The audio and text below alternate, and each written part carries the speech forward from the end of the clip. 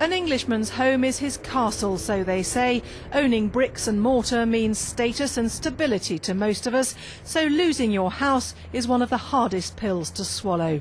Mother of 3 with another on the way, Sarah Martin knows all too well the stress involved. She couldn't pay the mortgage after her husband left and was threatened with repossession.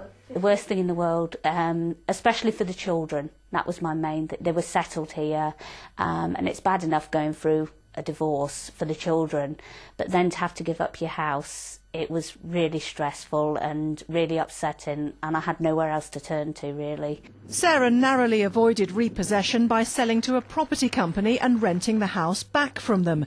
Agents like this say they've noticed a huge rise in this sort of business. The number of calls that we're getting, they've literally quadrupled over this month. And we're getting calls before Christmas were tailing off, and it's funny how debt seems to disappear at Christmas, and now they've just increased. I mean, our website's showing probably a 4-fold increase again. And it's here at Nottingham County Court that around 1,200 homeowners from the Nottingham area faced repossessions of their houses last year. Only today there have been more than 30 people appearing before district judges, some of them asking for more time to meet their mortgage repayments, others facing the final hurdle of a final notice of repossession or even notice of eviction. The Citizens Advice Bureau has also seen a rise in people struggling to pay the mortgage and says there are steps they can take. The first thing to do is to sit down and be real as to exactly where you are financially. Contact your creditors, whoever they may be, as soon as you get a problem. They will often deal very reasonably with you if you start talking to them sooner rather than later. Sarah Martin's hoping her new year will bring better financial stability as well as a new baby. But as the Christmas credit squeeze takes effect, hundreds of other families may not be so lucky. Emma Hill, East Midlands Today, Nottingham. Well, the extent of repossessions in Nottingham was revealed by the Royal Institute of Chartered Surveyors. Earlier, we spoke to Chris Charlton. He's an estate agent in the city and a member of the Institute, and asked him what he put the rise down to.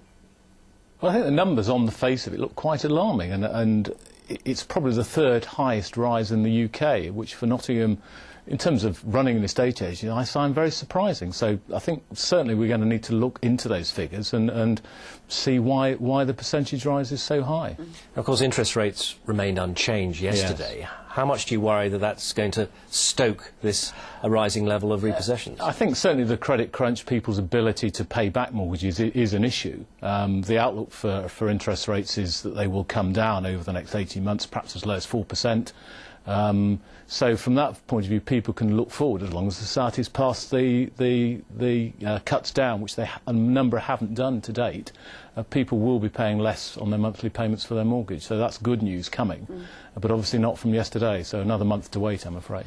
And what advice would you give to anybody, you know, at the beginning of the year thinking, crikey, I can't, you know, make my mortgage repayments here? It's a difficult time for everybody, having had Christmas and the credit card bills rolling in. Act early, talk to the building societies, the banks. They're there to help you. They don't want to repossess your house at the end of the day. They're there to lend you money that you can hopefully pay back and pay their interest charges. So they're there to help, but act early, talk to them quickly. So don't shove it under the carpet and just hope it'll go away. No, it won't go away. No. Thank you very much indeed for coming in.